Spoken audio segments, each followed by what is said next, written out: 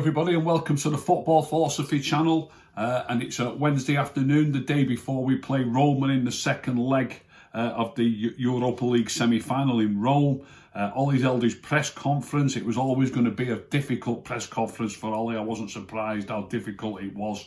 I've actually written down the 10 questions that he was asked in the press conference. The first three were all about the Glazers or what happened at the weekend, including will the owners have to speak to the fans now more often and have better communication with the fans. The fans are planning more protests. What message would you have for the fans who are planning more protests? So it was a really tricky, really opening to the press conference. All three questions, the first three questions, being about the protests and about the ownership. The fourth question that came to him, somebody said to him, let's get onto things on the pitch. I want to speak about the fitness of the players and how you're keeping them fit to play so many games. And Ollie said really quite loudly with a big smile on his face, thank you. Obviously that was the first question about football, if you like. And then question number 5, Ollie said, right, let's get to some questions about the game. And the next question straight up was should the Glazers speak directly to the fans? So 4 out of the first 5 questions all about the Glazers. No question about it, even though there's one about fitness, no question yet out of the first 5 about the actual game itself, the game against Roma. Then the 6th one was, how do the players approach a game when they are 4 up? This is the most probably, certainly as regards the game on Thursday night, this was the most interesting question. Ollie spoke about this, and this gives us a clue to the strength of the team that he's going to pick. He mentioned the fact that Roma have come back from behind at home to get through against Barcelona once when they were 4-1 down from the first leg.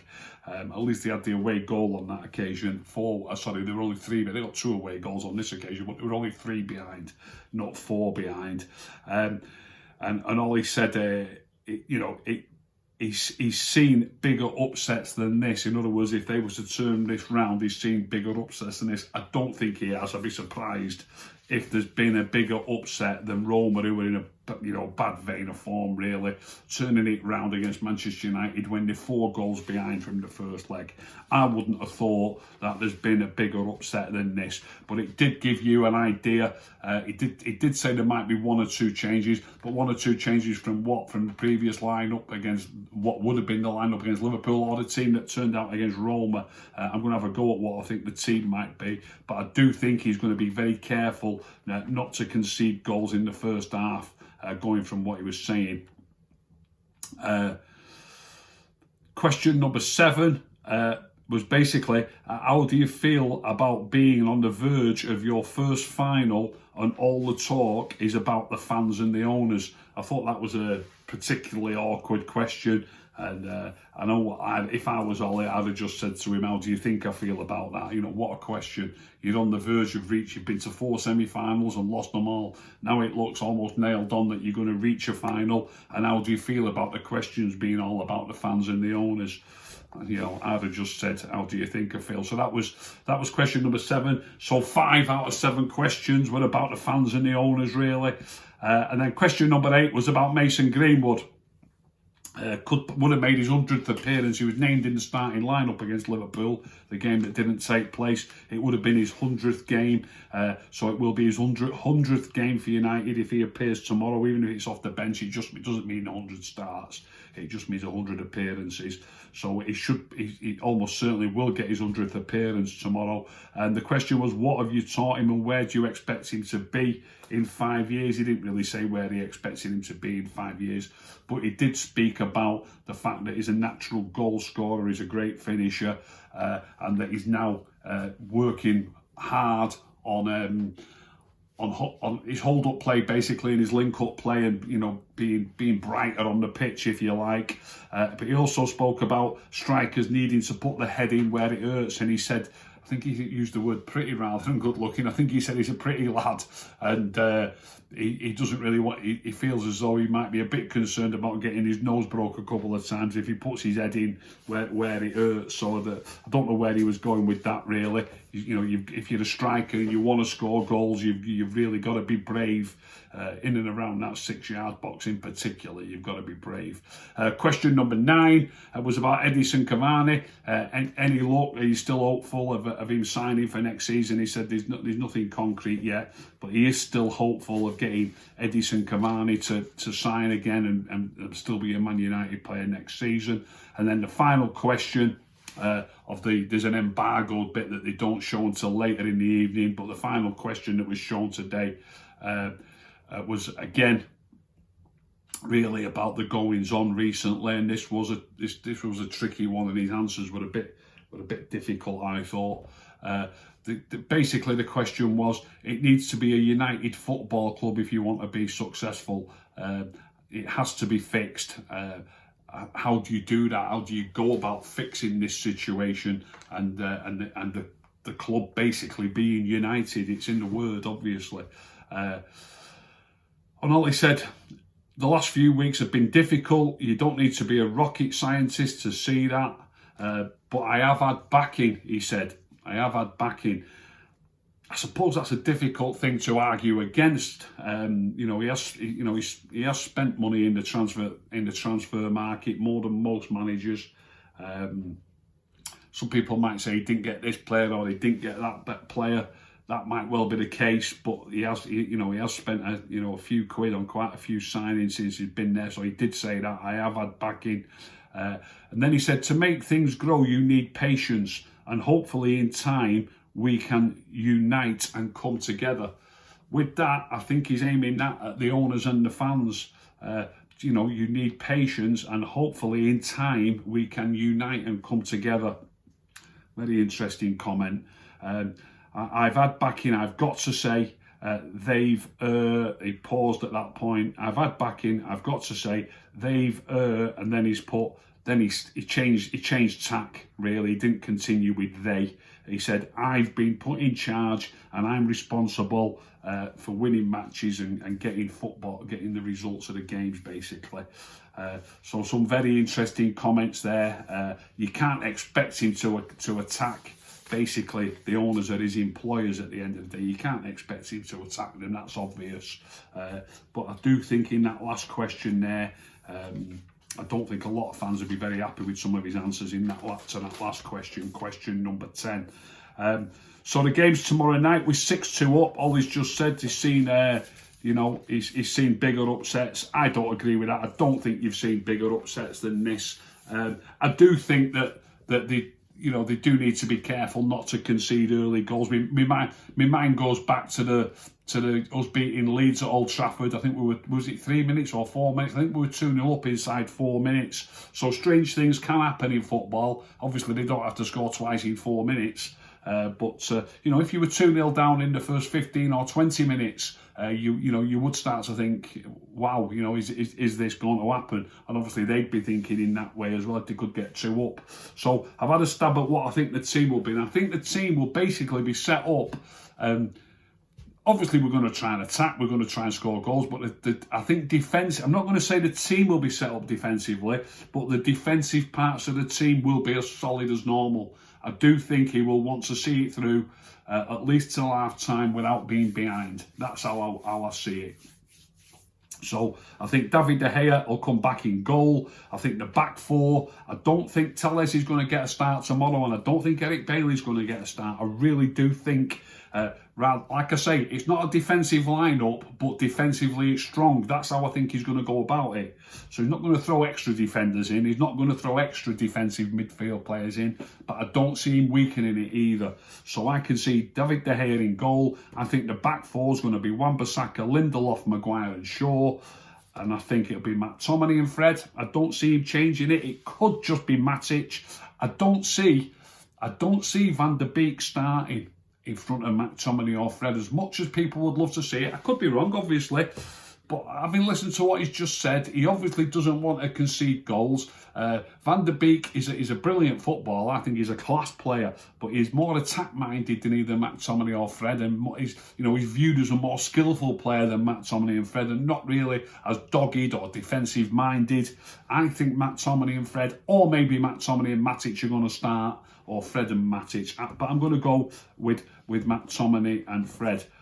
Bruno starts virtually every game. That is the position where I believe Ole should be braver. Bruno's an attacking player anyway. We are talking about here, and he's saying it himself, that they've got to be careful. They don't want to concede goals. So on the attacking front, surely that's where we can afford to make one or two changes. If he goes with Wan-Bissaka, Lindelof, Maguire and Shaw, if he goes with, say, McTominay and Fred or McTominay and Matic, surely further forward than that is where you can afford to make the changes.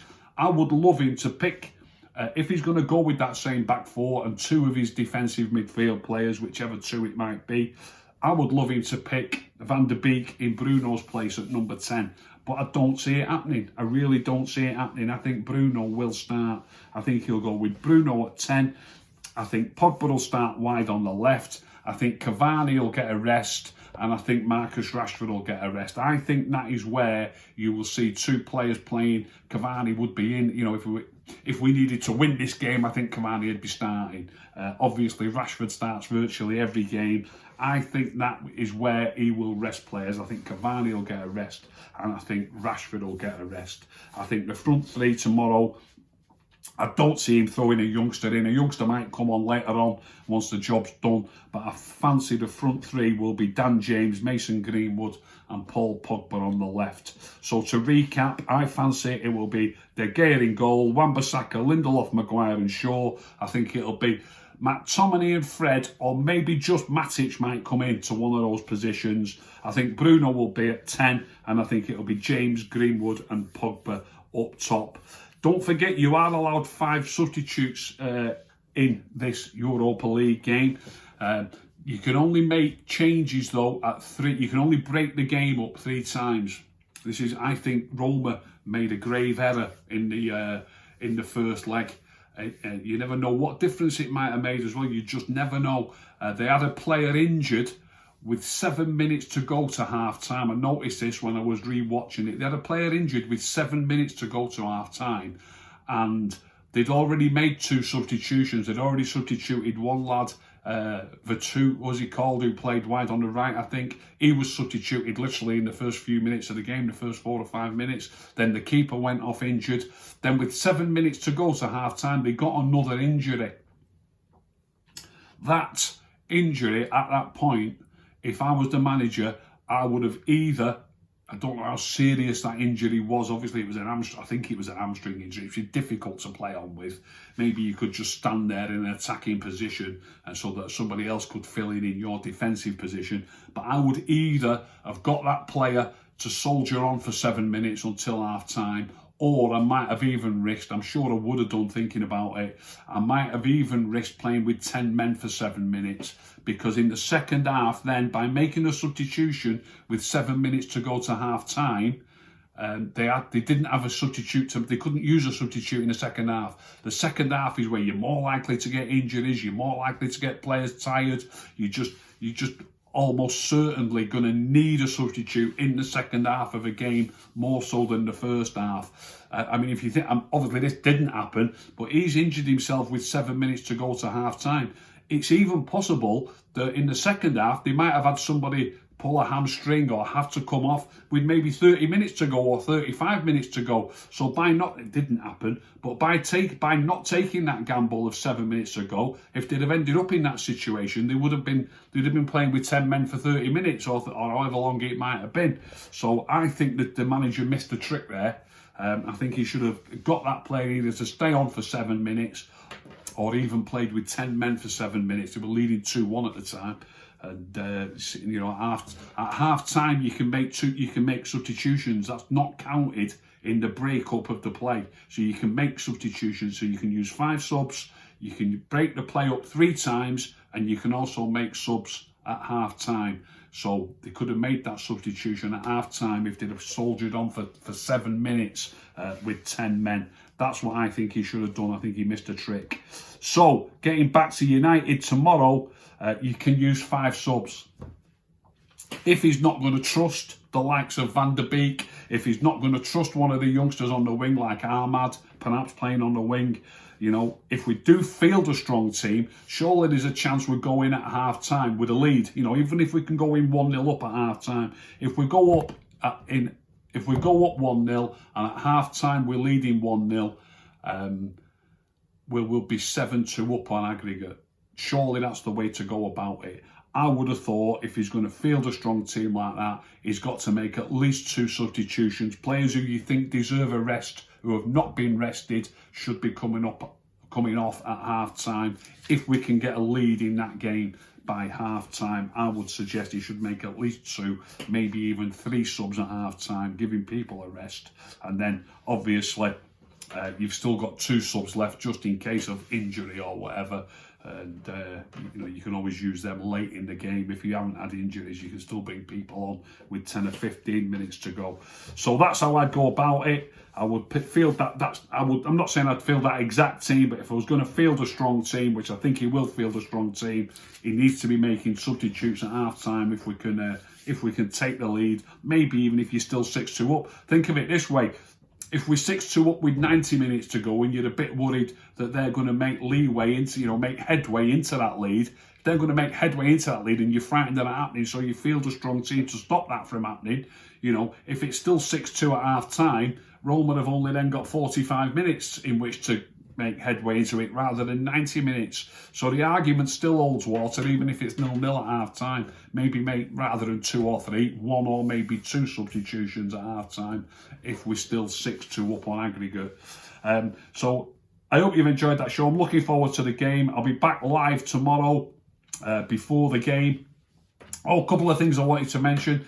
Someone on Twitter, I get a few questions on Twitter and on YouTube. Someone's asked me to name what I think the England squad could be for the European Championship and what the starting lineup should be. I think there's enough to talk about for United at the moment, but I do like questions like that. If anybody wants to put questions forward, you know, anything about the past or maybe what can happen in the future, I don't mind answering questions like that. But I just think there's enough to talk about United at the moment, and as well as that, there are players who could be in the England squad if they were fit. I don't know what's going on with Jack Grealish's fitness at the minute. Don't know when he's going to be fit again to play, but it seems to have been out quite a while. Declan Rice is out injured, so I think it'll be a little bit more interesting to answer that question. Maybe in another 2 weeks' time, go through that and see who's fit at the time and knocking on the door to be back in the England squad. The 2 players, I mean, I'm sure there'll be 1 or 2 others, but those 2 players that I've mentioned, Jack Grealish and Declan Rice, I'm absolutely certain will be in the England squad